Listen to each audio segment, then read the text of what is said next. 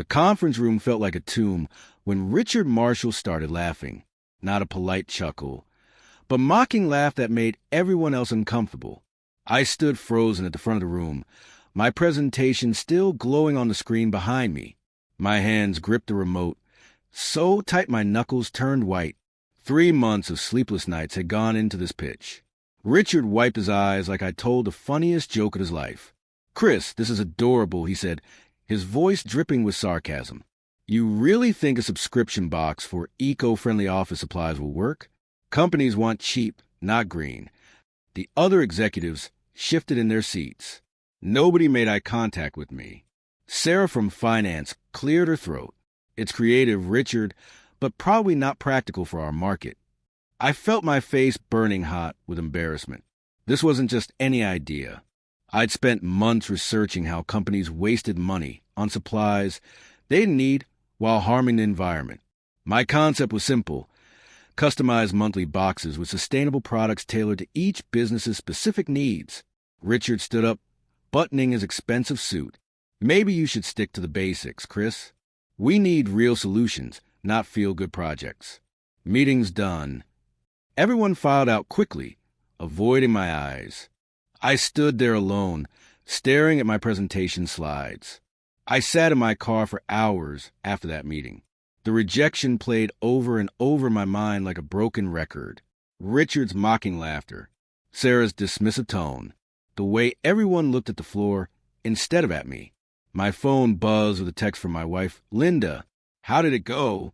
I couldn't answer. The shame was too heavy. I'd worked at Summit Corporation for 8 years, starting in the mailroom and climbing to product development manager. This presentation was supposed to be my moment to shine. Instead, I felt crushed. The parking lot emptied as employees headed home. I watched the sunset paint the sky orange and red. My phone rang. It was my old college roommate, Jake. "Chris, long time no talk. How's life?" His cheerful voice made me want to cry. I told him everything. The presentation, the humiliation, how worthless I felt. Jake listened without interrupting. When I finished, he said something that changed everything. "Man, they're idiots. Your idea is brilliant. You know what you should do? Start your own company. Show them they were wrong." The words hung in the air. Start my own company. It sounded crazy. It sounded impossible. It sounded perfect. "Think about it," Jake continued. "What's stopping you?" "Everything," I thought. "Money, experience, fear." But I said, "Nothing." I didn't sleep that night. I lay in bed next to Linda, staring at the ceiling, thinking about Jake's words. Start my own company. Build the business Richard said would never work. Prove them all wrong. By sunrise, I'd made my decision. I got up, made coffee, and opened my laptop. I spent the entire morning writing a business plan. My savings account had $47,000. Not much, but enough to start. Linda found me at the kitchen table around noon, surrounded by papers and empty coffee cups. "Chris, what's going on? You look intense." I showed her the business plan. Her eyes widened as she read. "You want to start your own company? Leave Summit Corporation?" "They don't believe in my idea." "I do. I have to try, Linda. I can't work for people who mock my dreams." She was quiet for a long moment. Then she squeezed my hand. "I believe in you. Let's do it." That Monday, I walked into Richard's office and put my resignation letter on his desk. He looked up, surprised. "You're quitting?" "Why?" "To start my own business. The one you laughed at." Richard smirked. "Good luck with that. You'll be back in 6 months, begging for your job." I walked out without responding. 2 weeks later, I cleared out my desk while former colleagues whispered and stared. My new office was a tiny room in our basement. 1 desk, 1 chair, 1 computer. I called my company Green Core Solutions. The concept was simple but powerful. Subscription boxes filled with eco-friendly office supplies customized for each business. Companies would save money by only ordering what they needed, reduce waste, and help the environment. Sounds great in theory. Reality was much harder. I spent the first month making cold calls to potential clients. Every conversation ended the same way. Thanks, but we're happy with our current supplier. That's interesting, but we don't have budget for new vendors. Call us back next quarter. By week 6, I contacted 200 companies. 0 sales. My savings dropped to $39,000. Linda tried to stay positive, but I could see the worry in her eyes. One night, as I sat staring at another rejection email, my phone buzzed. Unknown number. Is this Chris Patterson? A deep voice asked. Yes, who's calling? Someone who believes in your idea. Check your email. The line went dead. I refreshed my inbox. There was a new message from an address I didn't recognize. The subject line read, "You're on the right path." The email was short but powerful. Chris, I heard about your pitch at Summit Corporation. Richard's a fool for dismissing your idea. I've been in business for 35 years, and I know innovation when I see it. You're going to face many challenges ahead. But don't give up. Your instincts are correct. Focus on small businesses first. They're more open to change than big corporations. I can't reveal my identity yet, but I'll be watching your progress. When you need guidance, I'll reach out. The message was signed M. I read it 5 times, trying to figure out who sent it. Someone who knew about my presentation. Someone with business experience. Someone who believed in me when nobody else did. The next morning, I followed M's advice. Instead of targeting large corporations, I started calling small businesses, local accounting firms, law offices, marketing agencies, places with 10 to 50 employees. The response was completely different. Eco-friendly supplies? That sounds interesting. Tell me more. We've been looking for sustainable options. What do you offer? By the end of week 2, I had my first client, Martinez and Associates, a small law firm with 12 employees. They agreed to a 3-month trial for $500 per month. It wasn't much, but it was proof my idea could work. That night, I received another email from M.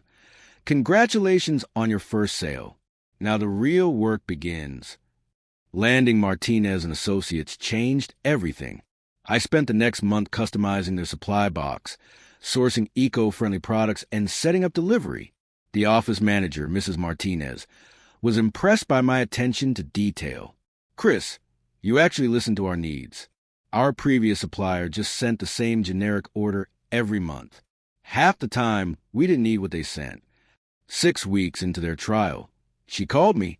We want to extend our contract. Annual agreement, paid quarterly, and I'm recommending you to 3 other firms we work with.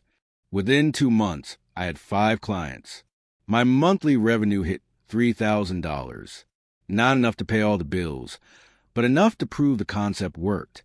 I hired my first employee, a college student named Ashley, who helped with packing and deliveries.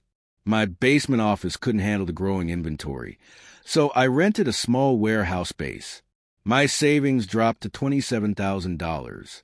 But this time I wasn't worried. The business was growing. Then something unexpected happened. Sarah from Summit Corporation called me. Chris, I heard you started your own company. That's brave. Thanks, Sarah. What can I do for you?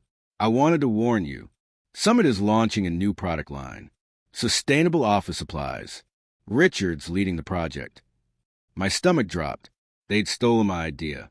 The news about Summit Corporation hit me hard. After mocking my idea, they were now developing the exact same thing. Sarah sent me screenshots of internal emails. Richard was taking full credit, calling it his revolutionary concept for the modern workplace. The launch was planned for 3 months away with a massive marketing budget. I sat in my warehouse, surrounded by boxes of eco-friendly products, feeling sick. How could I compete with Summit's resources? They had millions for advertising. I had a shrinking savings account and 5 small clients. I called the only person who might understand. I don't know if you're checking emails, but I need advice. My former company stole my idea. They're launching in 3 months with a huge budget. How do I compete? The response came within an hour. Chris, they didn't steal your idea. They copied the surface without understanding the heart. Summit will focus on profit margins and bulk sales. You focus on personalized service and genuine relationships. That's your competitive advantage. Big companies can't compete with personal attention. Trust me, M was right. Summit would treat sustainable supplies like any other product line. I treated each client like a partnership. Over the next month, I doubled down on personalization. I visited every client's office, learned their specific needs, adjusted their boxes accordingly. Word spread. By month 4, I had 12 clients and monthly revenue of $8,000. Summit Corporation's launch was huge. They ran ads everywhere. Richard did interviews on business podcasts, talking about his vision for sustainable office solutions. I watched it all, fighting the urge to scream that these were my ideas. But something interesting happened. 3 companies that attended Summit's launch event called me the same week. We saw the presentation. One CEO told me, very slick marketing. But when we asked about customization, they said their packages were standardized. One size fits all. That doesn't work for us. I landed all 3 as clients. They became my biggest advocates, telling other small businesses about my personalized approach. My client list grew to 18 companies. Revenue hit $14,000 per month. I hired 2 more employees and moved into a larger warehouse. My savings were down to $19,000, but the business was finally breaking even. Then M sent another email. Chris, there's someone I want you to meet, a potential investor who understands your vision. Her name is Patricia Cole. She'll contact you within the week. 3 days later, Patricia called. She ran a venture capital firm focused on sustainable businesses. We met at a coffee shop downtown. She was sharp, direct, and immediately understood what made Greencore different. I've been watching your growth, she said. M speaks highly of your integrity and vision. I'd like to invest $200,000 for 20% equity. Interested? Patricia's offer kept me awake for 3 nights. $200,000 would solve every financial problem. I could expand faster, hire more staff, compete properly with Summit, but giving up 20% ownership meant losing some control over my vision. I called them for advice. This time, instead of an email, my phone rang. Chris, it's time we spoke directly. The voice was male, older, with calm confidence. You've been helping me for months. Who are you? Someone who made the same mistakes you're trying to avoid. I'll explain everything when the time is right. For now, focus on Patricia's offer. She's trustworthy, and her network will open doors you can't open alone. But negotiate terms. Don't give up control over your values. We talked for an hour.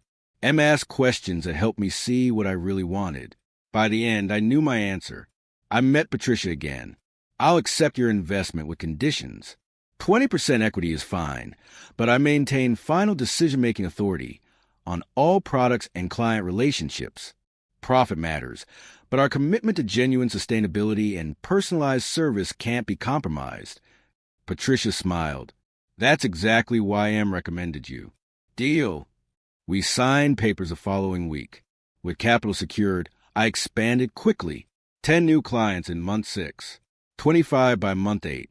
Revenue hit $43,000 per month. I moved into proper office space and hired 8 employees. But success brought new problems. Growth was harder than I expected. With 35 clients, keeping everything personalized became nearly impossible. Some boxes went out with wrong items. Delivery delays happened. 2 clients complained about service quality declining. I was working 80-hour weeks, barely seeing Linda. Stress beyond anything I'd experienced. That's when Richard called. Chris, I heard your company's doing well. Impressive. His tone was different. Less mocking, almost respectful. I wanted to discuss something. Summit's sustainable line isn't performing as expected. Our approach is too generic. Meanwhile, you're growing fast with the exact model I dismissed. I was wrong, Chris. I'm willing to admit that. He paused. We want to acquire Greencore. We'll pay you $3 million and make you VP of Sustainable Solutions. You'd have resources, budget, a team. You could scale this properly. $3 million. Financial security forever. A VP title. Resources to grow. Everything I'd struggled for, handed to me. I need time to think, I told him. That night, I talked to Linda. She was practical as always. It's a lot of money, Chris. We could pay off the house, save for retirement. You've proven your point. But something felt wrong. M's words echoed in my mind. Big companies can't compete with personal attention. If I sold to Summit, would Greencore lose what made it special? I spent a week agonizing over Richard's offer. $3 million would change our lives completely. But every time I imagined working for Summit again, reporting to Richard, watching my vision get absorbed into corporate bureaucracy, I felt sick. M called during my decision week. Chris, what does your gut tell you? That I should say no. But I'd be stupid to turn down $3 million. Money only matters if you're happy earning it. You left Summit because they didn't value your vision. Has that changed? No. Richard wants my business model, not my values. Then you have your answer. I called Richard the next morning. I appreciate the offer, but I'm declining. Greencore will stay independent. Silence on the other end. Then, you're making a mistake, Chris. Without Summit's resources, you'll never scale properly. You'll hit a ceiling. Maybe, but it'll be my ceiling, not yours. I hung up feeling terrified and exhilarated. Patricia supported my decision completely. Independence is worth more than quick money. Let's focus on growing the right way. Over the next month, I restructured everything. Hired an operations manager to handle logistics.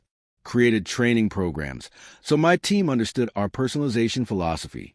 Implemented better systems for tracking client needs. Revenue stabilized at $48,000 per month. Then M sent a message that changed everything. Chris, it's time you knew who I am. Meet me at Riverside Cafe tomorrow, 3 p.m. I arrived at Riverside Cafe 15 minutes early, nervous about finally meeting M, the mystery mentor who'd guided me through every major decision. At exactly 3 p.m., a man in his 60s approached my table. Silver hair, kind eyes, expensive but understated suit. Chris Patterson?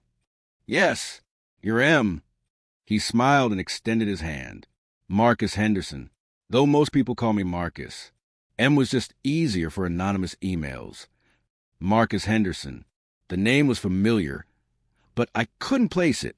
He sat down and ordered tea. I've been watching your journey with great interest. You remind me of myself 30 years ago. Young, passionate, dismissed by people who couldn't see past traditional thinking. Why help me anonymously? Why not just introduce yourself?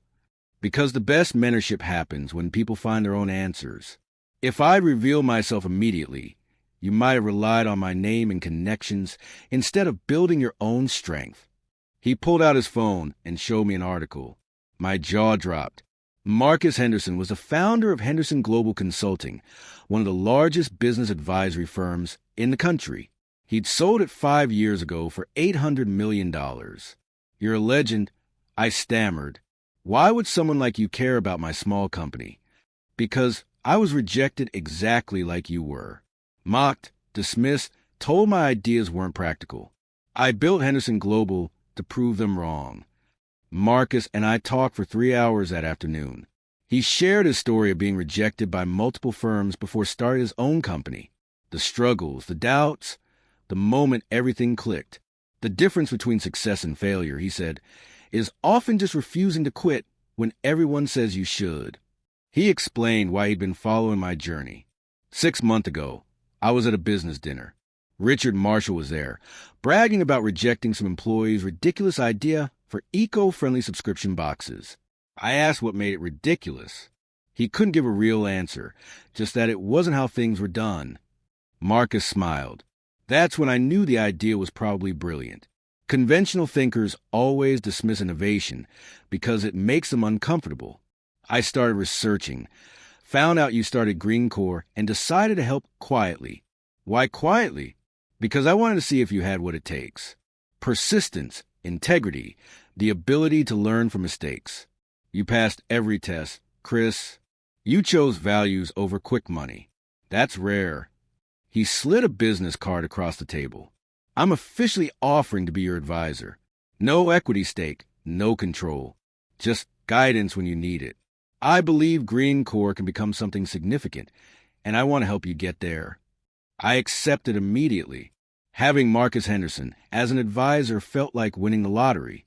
But he wasn't done. There's something else. Patricia and I have discussed your growth trajectory. We have a proposal. The proposal Marcus and Patricia presented was ambitious. They wanted to help me scale GreenCore nationally within 18 months. Right now, you're serving clients in one city, Marcus explained. But your model works anywhere. Small businesses everywhere need sustainable, personalized supply solutions. Patricia added numbers.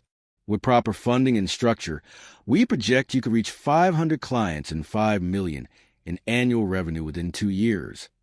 The plan required significant investment and expansion. I'd need regional managers, multiple warehouses, and a sophisticated logistics system. It was exciting and terrifying. Over the next 3 months, we implemented Phase 1. I hired 6 regional managers and opened distribution centers in 3 new cities. My team grew to 35 people. We launched a better website with automated customization tools that maintained our personal touch. By month 12 of GreenCore's existence, we had 98 clients and monthly revenue of $79,000. Everything was working. Then Summit Corporation made another move. They announced a new CEO. The board had removed Richard Marshall for poor performance. Their sustainable supply line had failed completely because clients found it impersonal and generic. The news felt like vindication. But Marcus warned me, don't celebrate competitors' failures. Focus on your own success. Richard's dismissal doesn't make you better. Your results do. He was right. I refocused on growth and clients. Month 14 brought 140 clients. Month 16, 220. We expanded to 8 cities. Revenue hit $190,000 per month. Success brought attention I wasn't prepared for. Business magazines requested interviews. Podcasts wanted me as a guest. Industry conferences invited me to speak. I said yes to everything, excited to share GreenCore's story. At one conference, I ran into Sarah from Summit. She looked tired. Chris, congratulations on your success. It's impressive what you've built. Thanks, Sarah. How are things at Summit? She hesitated. Honestly, not great.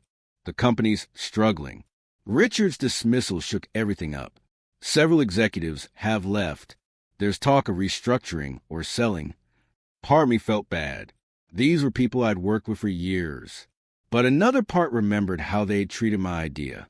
The mockery, the dismissal, the humiliation. I'm sorry to hear that. I said carefully, if any of your former colleagues need work, send them my way. GreenCore is always hiring good people. Sarah looked surprised. Really? After how they treated you? People make mistakes. If they're willing to learn, I'm willing to give chances. 2 weeks later, Sarah herself called asking about positions. I'm leaving Summit. The culture's toxic now. I heard you need someone with finance experience. I hired her as CFO. She brought 3 other former Summit employees with her. People who'd witnessed my humiliation, but were now eager to be part of something better. Marcus called it poetic justice. I called it good business. Talented people are talented regardless of past mistakes. Month 18 brought our first major crisis. One of my regional managers, Derek, was caught stealing. Not money, but something worse. Client lists. He'd been copying our customer information and selling it to competitors. I discovered it during a routine audit. Derek had contacted 43 of our clients, offering them better deals if they switched to a competitor he'd secretly partnered with. The betrayal cut deep. I trusted Derek, trained him personally, shared my vision with him. Finding out he'd been undermining me for months felt like a physical wound. I called an emergency meeting with Marcus, Patricia, and Sarah. What do? Press charges? Just fire him? Some of our best clients are being targeted. Marcus was firm. You fire him immediately and sue for breach of contract. Stealing client information is serious. You need to send a message that this behavior won't be tolerated. But Patricia disagreed. Lawsuits are expensive and time-consuming. Fire him, yes, but focus your energy on keeping clients happy rather than punishing Derek. I thought about it all night. Finally, I made my decision. I fired Derek but didn't press charges. Instead, I personally called every client he'd contacted. I wanted you to hear from me directly. One of my employees violated your trust and mine. I'm sorry. If you choose to leave Greencore, I understand. But if you stay, I promise this will never happen again. 41 of the 43 clients stayed. Their loyalty meant more than any lawsuit victory could have. The Derek situation taught me an important lesson. Systems matter, but so does culture. I'd been so focused on growth that I neglected building the kind of company culture that prevented problems like theft and betrayal. I gathered my entire team for a 2-day retreat. We discussed values, expectations, and what Greencore truly stood for. Not just eco-friendly products, but integrity in every interaction. This company exists because people mocked an idea they didn't understand. I told everyone. We proved them wrong by caring more, working harder, and treating clients and each other with respect. Anyone who can't commit to those values doesn't belong here. The retreat energized everyone. We created a company mission statement focused on sustainability, personalization, and integrity. Every new hire will be trained not just in logistics, but in our philosophy. Then disaster struck. A major shipment of products was contaminated with chemicals, making them unsafe and definitely not eco-friendly. Our supplier had cut corners without telling us. 50 clients received boxes with compromised products. It was my worst nightmare. The contamination could destroy our reputation.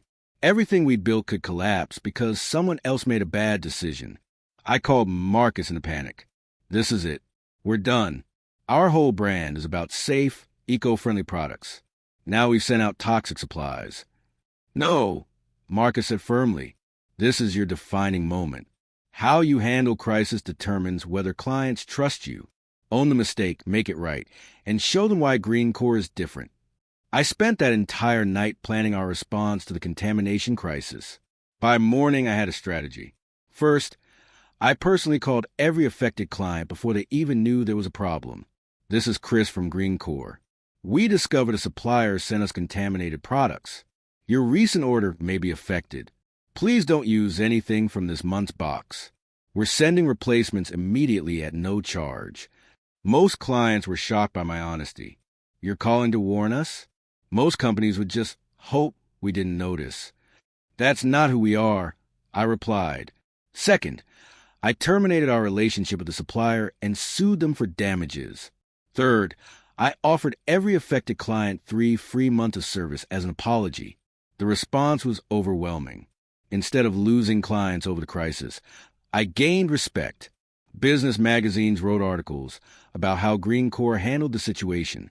In an era where companies hide mistakes, one small business chose radical transparency. Industry groups invited me to speak about crisis management. The publicity brought 50 new client inquiries. What should have destroyed us made us stronger. Marcus called to congratulate me. You just learned something invaluable. Integrity under pressure builds trust that marketing can't buy. By month 20, we had 340 clients and monthly revenue of $260,000. Greencore was profitable, growing, and nationally recognized. Then the biggest opportunity of my career arrived in an unexpected way. The email came from a company called Global Office Solutions, one of the largest office supply distributors in North America. They wanted to discuss a potential acquisition. The CEO, Michael Torres, flew to meet me personally. Chris, we've been watching Greencore for over a year. What you've built is extraordinary. Your model is the future of our industry, and frankly, we're years behind. We'd like to acquire Greencore for $12 million. You'd become president of our sustainability division with complete autonomy. $12 million. 4 times Richard's offer from Summit. And this time, I'd have autonomy and resources to scale globally. I told Michael I needed time to consider. That night, Linda and I talked for hours. This is life-changing money, Chris. We'd never have to worry about anything again. I know, but is money the only measure of success? What else matters? Building something that lasts. Proving that a company can grow without compromising its values. Legacy. Linda smiled. You already prove your point. You beat Summit, build a successful company, and change how businesses think about sustainable supplies. You've earned the right to sell if you want. She was right. I had nothing left to prove, except to myself. I called Marcus for his perspective. What would you do? He was quiet for a moment. When I sold Henderson Global, I had no regrets because I'd built everything I wanted to build. Can you say the same about Greencore? I met Michael Torres at his hotel the next morning with my answer. I appreciate your generous offer, but I'm declining the acquisition. Greencore will remain independent. Michael looked surprised. Chris, this is $12 million. Are you sure? I'm sure. Greencore isn't just a business model you can buy. It's a philosophy that requires personal commitment. If I sell, it becomes just another division in a massive corporation. The personal touch that makes us special would disappear. What if we offer more money? It's not about the amount. It's about what I'm building and why. Michael studied me carefully. You know, that's exactly why we wanted to acquire you. That integrity is rare. He stood to leave, then paused. How about a partnership instead? Global Office will refer clients who want personalized, sustainable solutions. You handle them independently. We'll pay a referral fee. No acquisition, no control, just collaboration. Now that was interesting. What's the referral fee? 20% of annual contract value for any client we send your way. We have inquiries from companies too small or specialized for our standardized service. You'd be perfect for them. I agreed immediately. Within 2 months, Global Office referred 37 new clients to Greencore. Our monthly revenue jumped to $320,000. But more importantly, I'd maintain my independence while gaining a powerful partner. Marcus called it the perfect outcome. You got benefits of a big partner without sacrificing control. Well done. Month 26 brought news I've been waiting for. Summit Corporation filed for bankruptcy. Years of poor management, declining market share, and Richard Marshall's failed leadership had finally collapsed the company. Former colleagues called asking for jobs. Some I hired. Others I politely declined. Richard himself reached out with a surprising message. Chris, I need to apologize. When you presented that idea 2 years ago, I was wrong. Completely wrong. I let ego and conventional thinking blind me to something innovative. Watching your success while Summit failed is my own fault. I'm sorry. His apology felt genuine. Part of me wanted to gloat, to remind him how badly he'd humiliated me. But I remembered Marcus's words about not celebrating competitors' failures. I appreciate the apology, Richard. I learned a lot from that experience.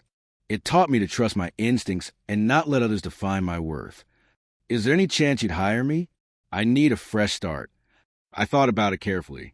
Richard had experience and connections, but he'd also shown poor judgment and a toxic attitude. Send me your resume. I'll consider it. In the end, I didn't hire him, not out of revenge, but because Greencore needed people who shared our values from the start, not people learning them after failure. But I did refer him to another company where his skills might fit better. Marcus praised my decision. You showed grace without compromising your standards. That's mature leadership. By month 28, Greencore had 460 clients across 12 cities. Annual revenue projected at $4.2 million. The invitation arrived on a Tuesday morning. The National Business Summit wanted me as a keynote speaker. This wasn't a small conference. This was the biggest business event of the year, attended by CEOs, investors, and industry leaders from around the world. Your story of building Greencore from a rejected idea to a multi-million-dollar company embodies entrepreneurial spirit. The invitation read, "We'd be honored to have you share your journey." I accepted immediately. The summit was 6 weeks away in Chicago. I spent every spare moment preparing my speech, working with a speaking coach Marcus recommended.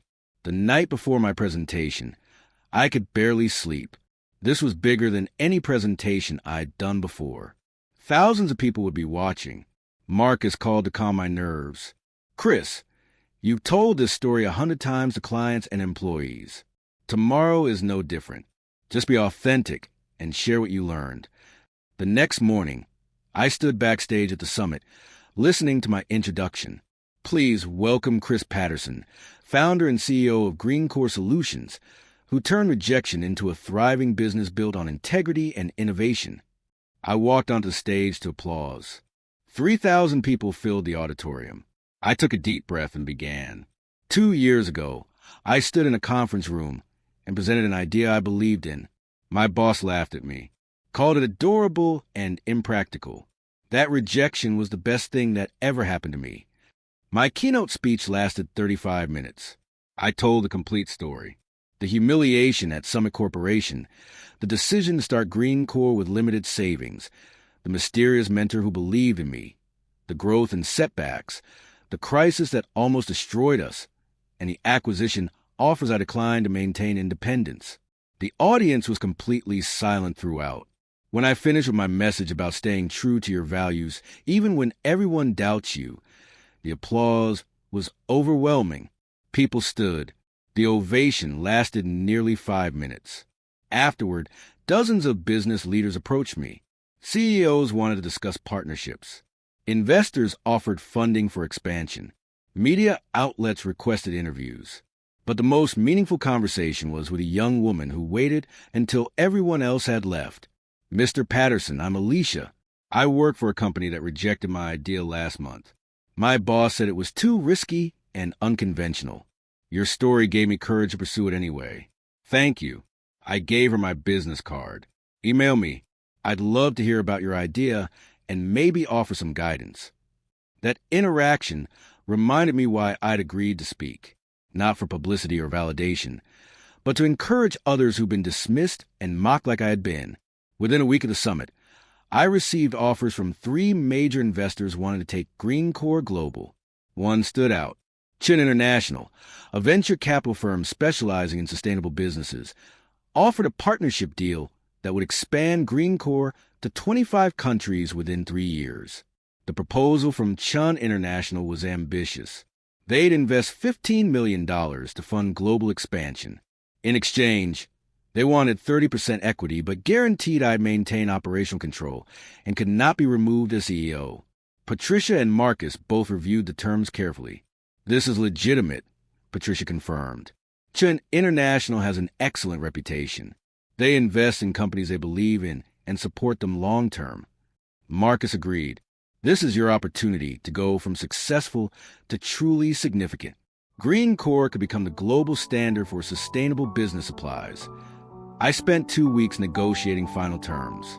We agreed on 30% equity for $15 million, with stipulations that our core values of personalization and integrity couldn't be compromised. The day I signed the partnership agreement, I thought about that conference room at Summit Corporation, how Richard's laughter had felt like the end of my dreams, how I'd driven home that day feeling worthless. If someone had told me then that 2 years later I'd be signing a deal that valued my company at $50 million, I would never have believed them. The next 6 months were the most intense of my life. We opened offices in 8 countries, hired country managers who understood local markets while maintaining Greencore's philosophy, created systems to scale our personalized approach globally. Revenue exploded. Month 33 brought monthly revenue of $1.2 million. We had over 900 clients worldwide. Greencore employed 270 people. My basement startup had become a global company. I'm writing this from Greencore's headquarters, a building we now own outright in downtown. Through my office window, I can see employees who believe in our mission of sustainable business practices combined with genuine personal relationships. It's been 3 years since Richard Marshall laughed at my presentation. Greencore now operates in 23 countries with over 1,500 clients and annual revenue exceeding $18 million. But numbers aren't what I'm most proud of. I'm proud that we prove a company can grow without compromising its values. That personalization and authenticity aren't obstacles to success, but the foundation of it. That doing things right matters more than doing things fast. Last month, I started the Greencore Foundation to help aspiring entrepreneurs who've been rejected and dismissed. We provide mentorship, seed funding, and support to people building businesses based on sustainable practices and integrity. Marcus serves as chairman. Patricia manages the investment decisions. And I personally mentor 5 entrepreneurs each year, the way Marcus mentored me. Yesterday, Richard Marshall applied to our foundation for help with a new business idea. After Summit's bankruptcy, he'd spent 2 years learning humility and studying sustainable business models. His application essay was honest about his mistakes and how my success taught him important lessons. I approve his application, not because I've forgotten how he treated me, but because I've learned that giving people chances to grow and change is more valuable than holding grudges. When people ask how I went from a mocked employee to a multimillionaire entrepreneur, I tell them the truth. Success isn't about proving doubters wrong. It's about staying true to your vision when everyone says you should give up. It's about building something meaningful rather than just profitable. And it's about remembering that the people who mock your ideas today might be asking for your help tomorrow. The real victory isn't the money or the recognition. It's knowing I built something that matters, something that's changing how businesses operate globally, something that started with an idea people called adorable and impractical. Sometimes the best revenge is simply succeeding.